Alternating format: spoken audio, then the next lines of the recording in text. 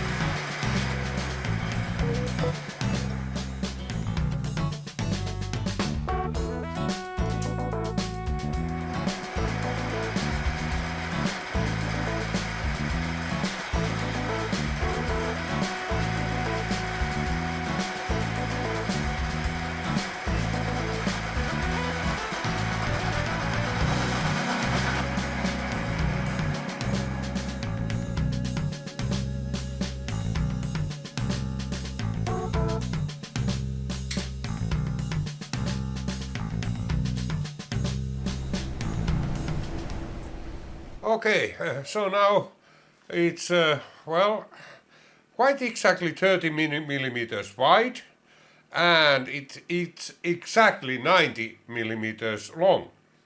The thickness is, well, mildly said, irrelevant here. As long as it is even, that's okay. So, and the width is as well quite irrelevant.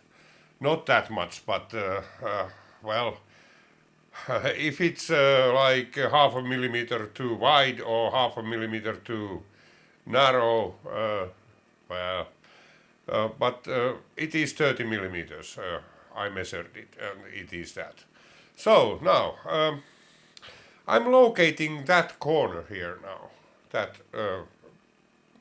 back corner, and I'm using my Haimer here, and this is very straightforward operation. I just move the table until both of the arms are like 0. There. Lock my Y here, and then I move my dial here to 0. That's done. Then the X. And what I really like about this Haimer is that you don't need to rotate anything, and like the edge finder, you have to rotate the thing, and it's and look for whatever kind of kicks, and it's so how would I say it?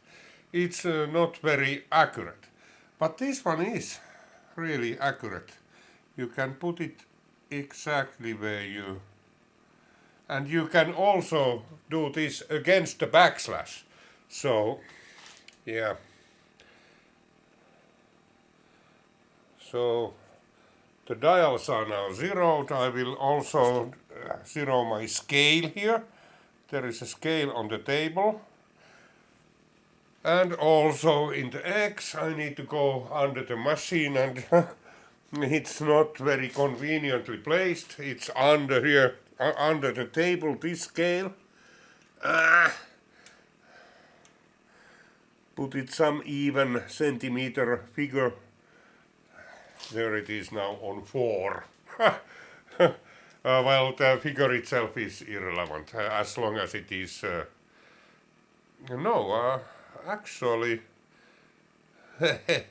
I placed it the Y, the wrong place. Let's see now. I have to find out my 0, it's there. And now, reset this one. Well, actually it was, I was lucky. Really lucky. It's exactly on the even centimeter there. Ha! Okay.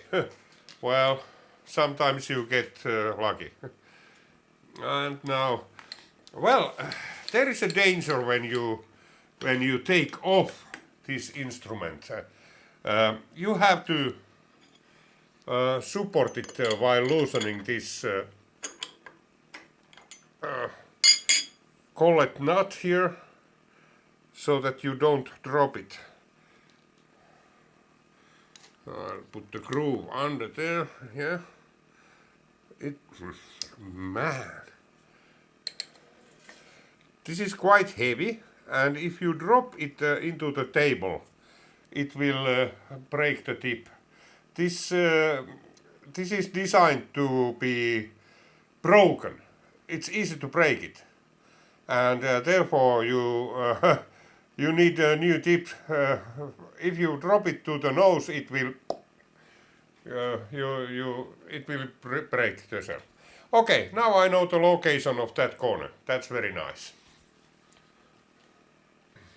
Now that we know the corner of this, I have changed here the collet. It's now ER25, and it's just for convenience.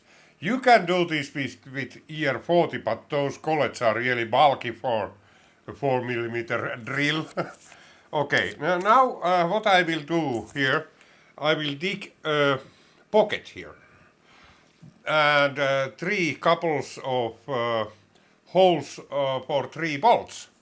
And I will first drill the holes for the bolts here, and they are located about from the end they should be 10 millimeters from this end, about there. It should be 15, about 15. Yeah, okay. So then I put another marking here. It should be around there, maybe. And then one in between. So 45 here should be around there. Okay. Those, they will become precise, but now this is for sanity check. And then I'm going to have 2 holes here.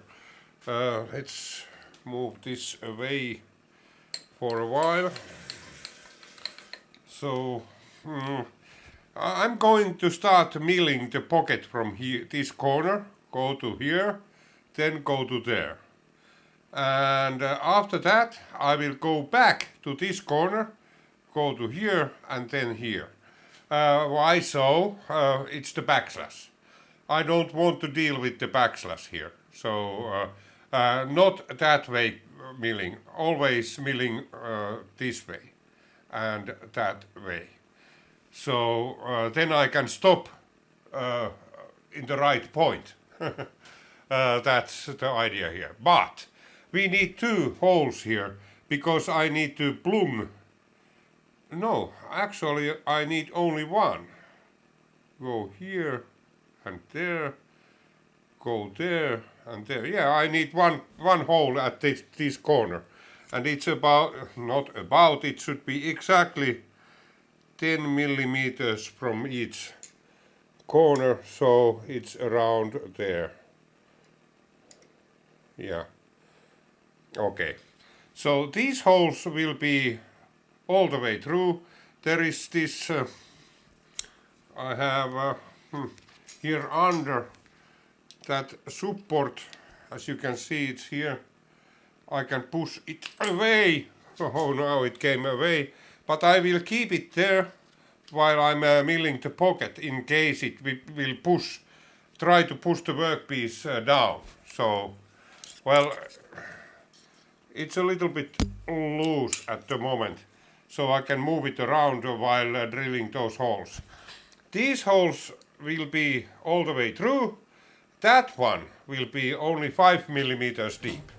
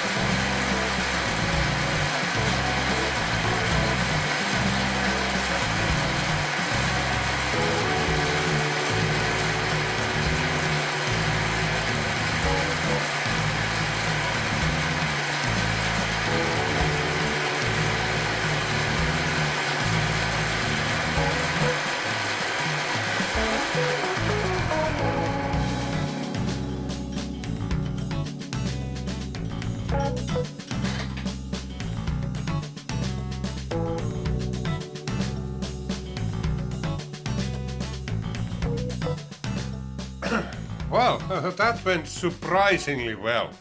I was expecting a lot more trouble here. Maybe it's even cracking this round-nosed end mill. But it seemed to be so sharp that, well, yeah, and why round-nosed end mill at this point? Well, it's much easier going in a groove like this than the flat one. Furthermore, I don't like sharp corners inside there. Yeah, so, but now I will change there another end mill. Let's see, it will be a 10 millimeter flat nosed end mill. Okay, I think that's our.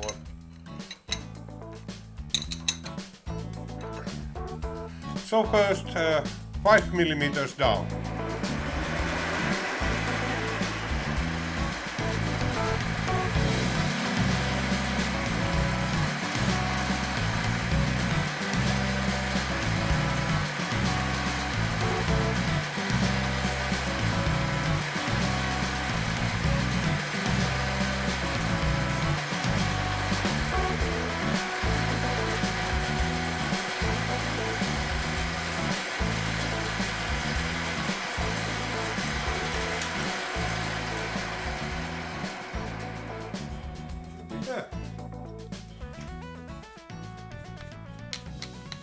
Well, huh.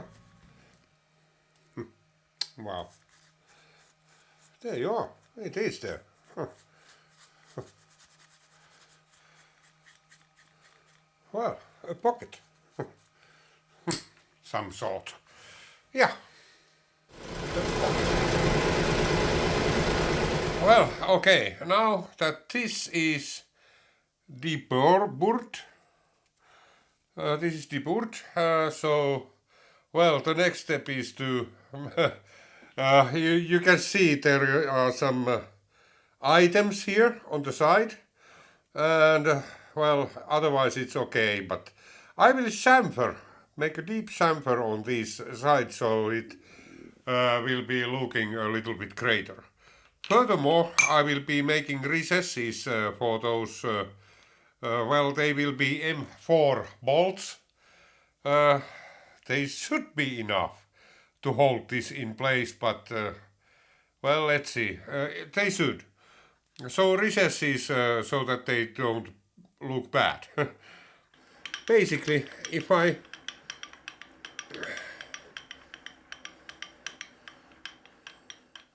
it should just go into that hole.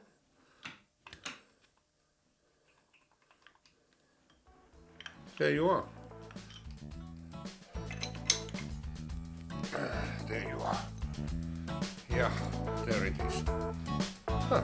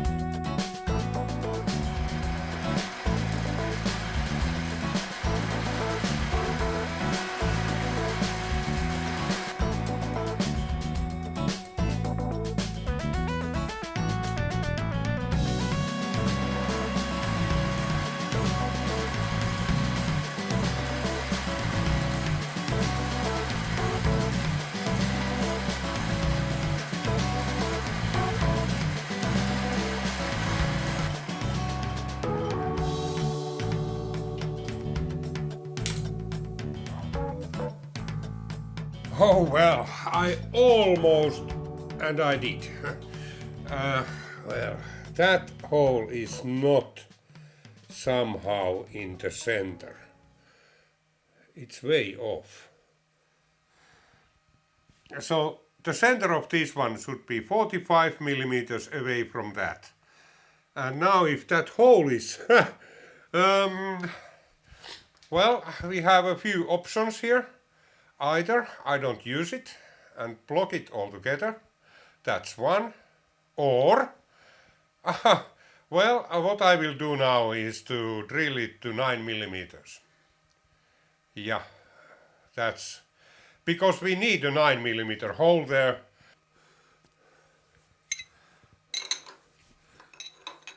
It's a 4-flute high-speed steel 9 millimeter end mill. I will take this away from under there. It should come like that, so I don't mill into this. 10 millimeters. Well, I can use my carbide instead. No, not 10. It must be 9. Let me see what happens here.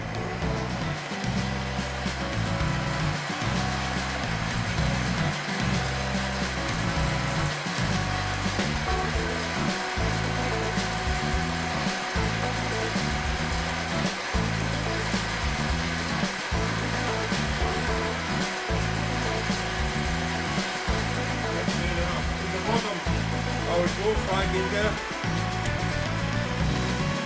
Do we cut enough? Well, there is a nibble. I think we need to go through with other type of end mill first. This is not going to do it.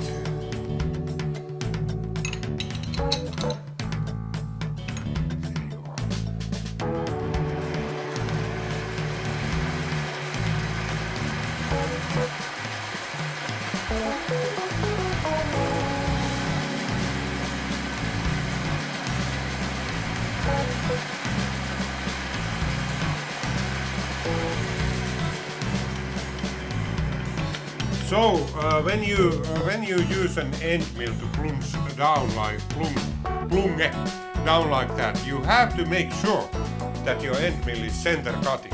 Otherwise you will there will be a very sad end for your mill. Yeah.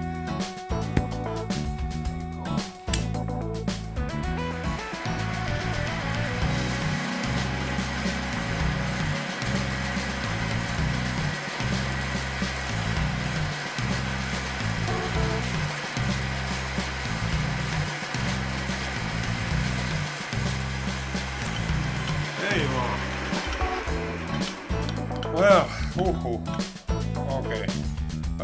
I think I will make these bolts M6.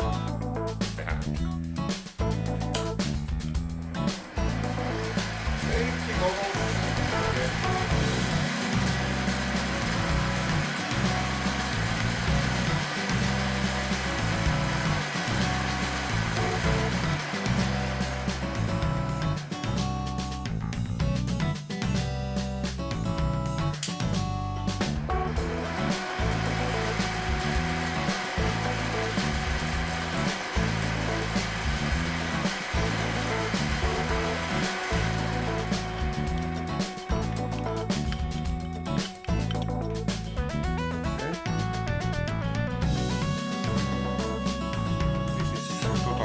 Yes, so 6 millimeters.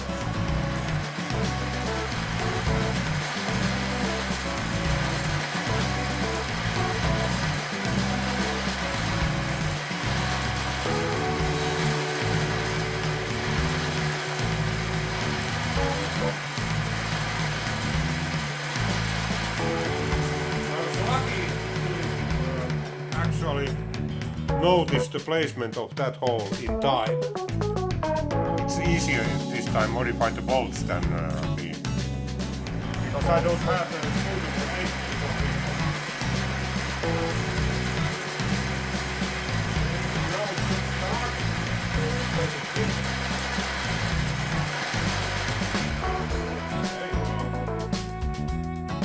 wow. Okay, and then I will do a chamfer to these sides.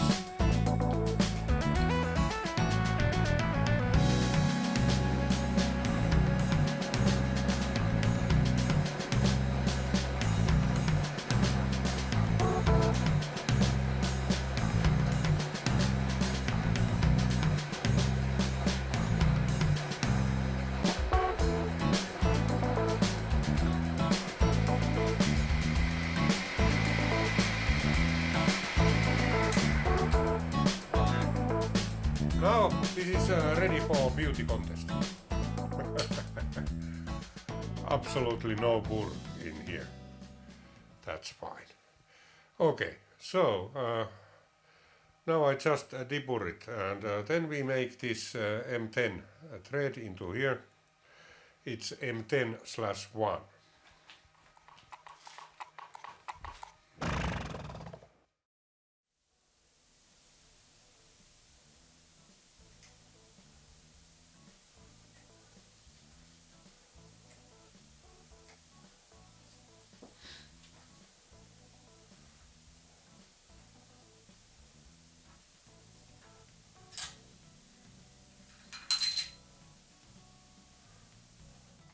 This is now the cylinder, and at the moment we have those M4 threads there, and those should be now M6. Well, that's about okay. And now I hold it firmly with my hand and just drill it. This is 5 millimeter drill. And there you are. First done. As easy as that. Okay, looks like we are there.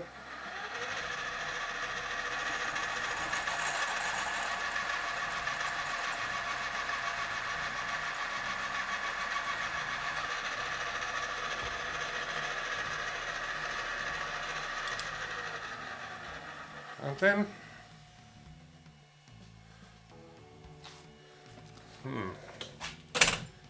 now this one should be already in place. You can switch this off.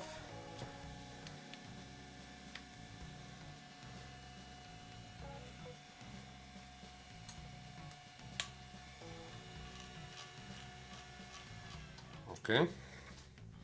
Some rockall in there. This is a gun tap, so it will push the chips down there. Let's see now.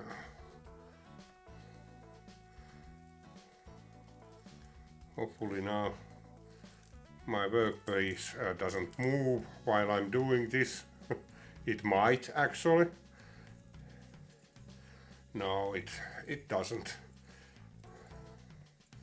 There you are.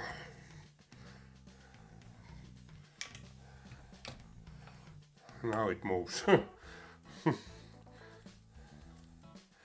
First done.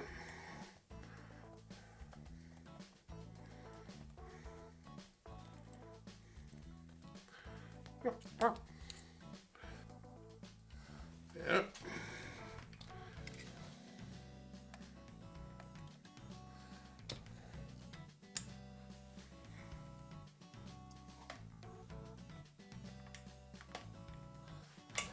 Perkele.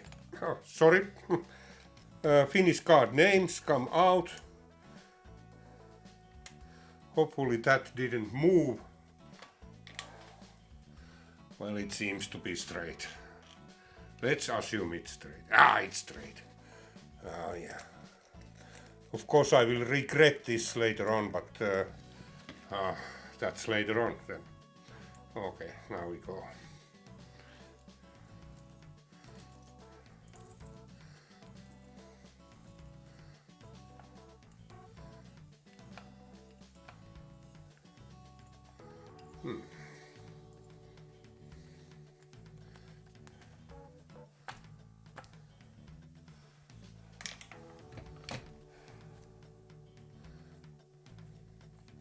This tab is really sharp, so yeah.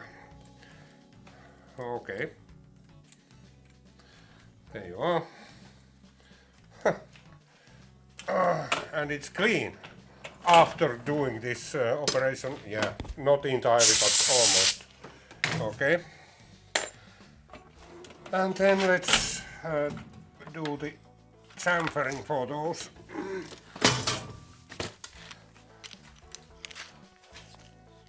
It's nothing more than this.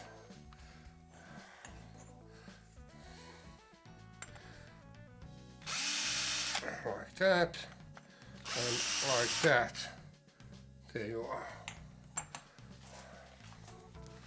And then we of course have the chamfer inside the barrel, inside the cylinder. That must also be dealt with. And I will use this old tool, this one, to take care of that one.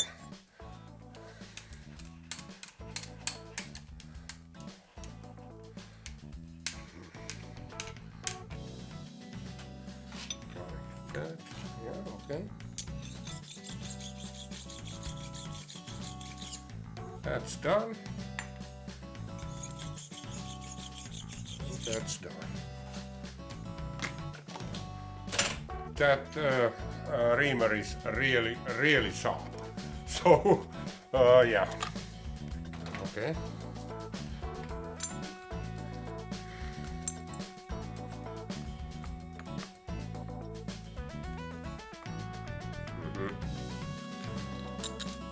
Yeah. That's it. Now they rotate freely in there. Yeah.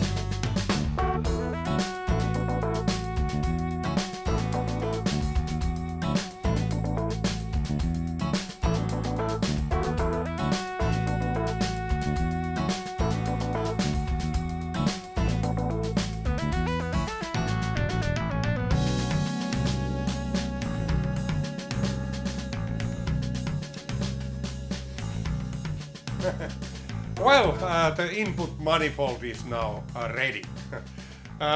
It is here, and the bolts, well, actually I didn't need to make them any smaller. Let's see if my autofocus works. So this is the manifold, and the bolts go here like that. Didn't need to do anything about these. The ones I had, the black ones, were larger here. These are suitable. And I shortened them in my bench grinder. Had them in a drill chuck, hand drill chuck, rotating, and then I shortened them. And these only needed about, well, 3 millimeters to shorten. And now they are precisely suitable. It leaves about one thread there inside the cylinder, and that's it. So the engagement of the threads is about 6 millimeters, which is well enough for these. Well, yeah, and now, well, the next step then will be the output manifold.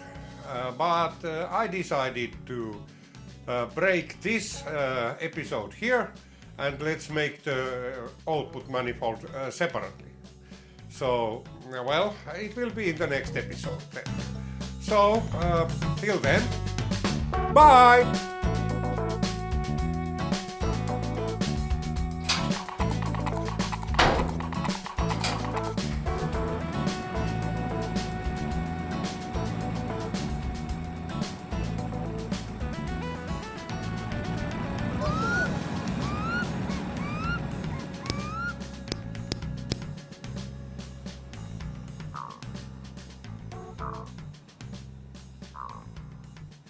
Oh.